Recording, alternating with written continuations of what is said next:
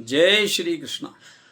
हनुमान जी के पावन जन्मोत्सव की आप सभी को बहुत बहुत मंगल बधाई।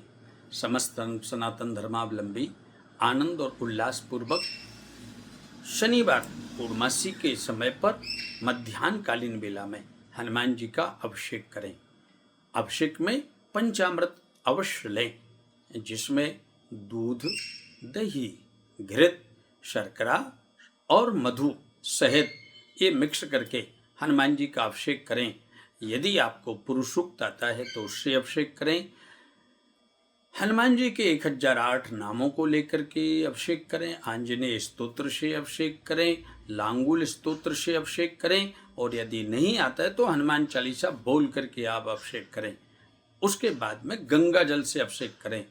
हनुमान जी को गंगा जल विशेष प्रिय है, क्योंकि गंगा जल भगवान का चरणोदक है और हनुमान जी को चरणोदक सबसे प्रिय है। उसके बाद में हनुमान जी का सिंदूर से श्रृंगार करें। सिंदूर हनुमान जी को अतिशय प्रिय है, क्योंकि जब माता जानकी के मस्तिष्क में एक सिंदूर की रेख को देखा और हनुमान जी ने पूछ लिया, माँ यह सिंदूर किस लिए?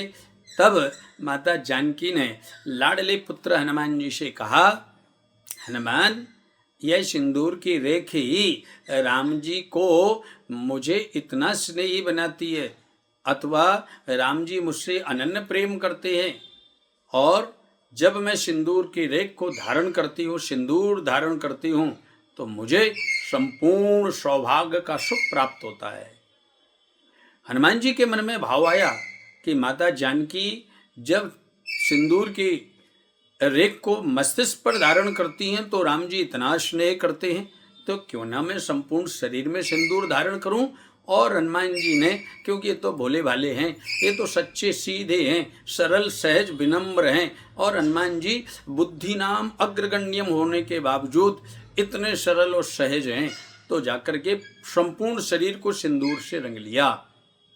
मानो हनुमान जी के मन में ये भाव था कि राम जी मुझसे अनन्य प्रेम करें, राम जी मुझे अपनी सेवा में रखें, राम जी मुझे अपनी शरणागति प्रदान करके रखें।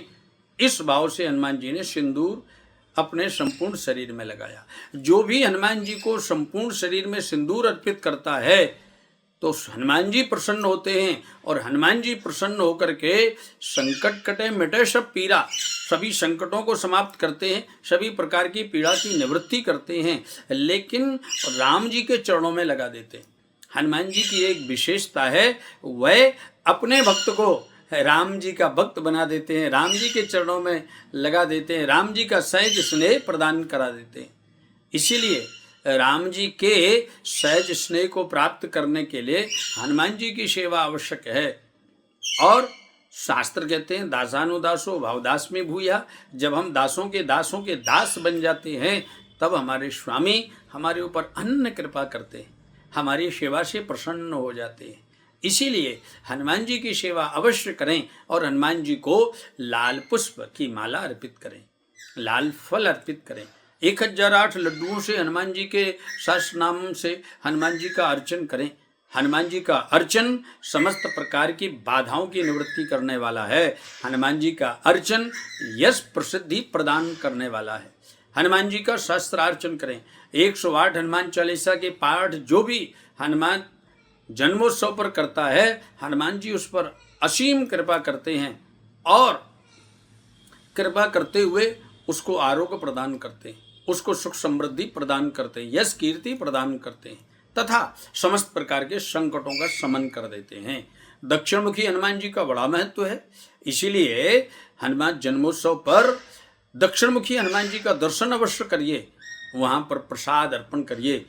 श्रीफल आपके कामना की परिपूर्णता का प्रतीक है, इसीलिए यदि आप श्रीफल हनुमान जी को अर्पित करते हैं तो आपके कार्यों की सिद्धि होती है। हनुमान जी की 4 परिक्रमा अवश्य लगाइए। 4 परिक्रमा लगाने से आपको यश, कीर्ति, धन, वैभव, पद, प्रतिष्ठा सब प्राप्त होती है। हनुमान जी का आप पर सदैव आशीर्वाद बना रहे।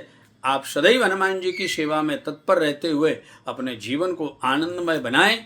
ऐसी पावन हनुमान जी के दिव्य जन्मोत्सव की मंगल बधाई, बहुत बहुत शुभकामनाएं। जय श्री राम।